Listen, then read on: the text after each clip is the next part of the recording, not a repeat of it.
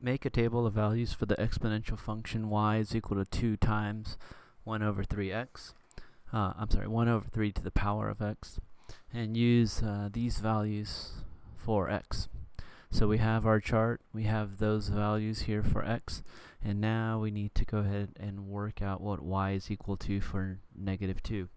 So in this case, y is going to equal to 2 times 1 over 3 to the power of negative 2. Okay. And how does that work out? Well, we all know that the power gets distributed to the numerator and the denominator. So we're going to get 2 times 1 to the negative 2 over 3 to the negative 2. Right?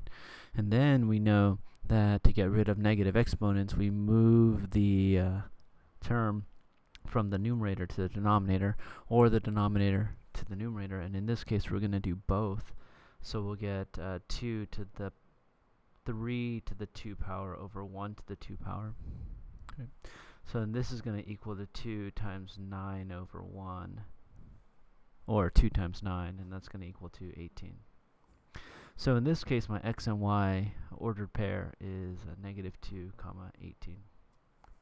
Over here, we're going to do the same thing, except with negative 1. So we get y is equal to 2 times 1 over 3 to the power of negative 1. The negative 1 gets distributed to the numerator and to the denominator.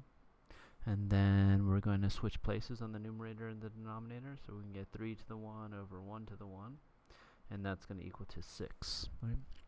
So it's 2 times 3 over 1, which is 2 times 3. And that's equal to 6. So our ordered pair here is negative 1, 6. And the rest of these are getting more and more easy, right? Power of 0 is going to equal to 1. So we'll have y is equal to 2 times 1 over 3 to the power of 0. Any base to the power of 0 is equal to 1, so this is going to equal to 2 here. And my xy coordinate pair is 0, 2. Now we're going to do this one over here, so y is equal to 2 times 1 over 3 to the power of 1. And we all know any base to the power of 1 is just that base, so we're going to get 2 times 1 over 3. And then that's going to equal to 2 over 3. So our ordered pair is 1, 2 over 3. And then we're going to go ahead and substitute in 2 for x into the function. So we get y is equal to 2 times 1 over 3 squared. And that's going to equal to 2 times 1 squared over 3 squared. And that's going to equal to 2 times 1 over 9. Yes, that's right. And that's equal to 2 over 9. All right. Another way of saying this is, no, I guess that's it, 2 over 9. Okay. So our xy is going to be x is 2, and our y is 2 over 9, like that. All right, so now that we have our xy, our ordered pairs, we can go ahead and graph it. So negative 2, 18 is here. The next one is negative 1, 6 is here. We've got 0, 2 is there. And then 1, 2/3 is here.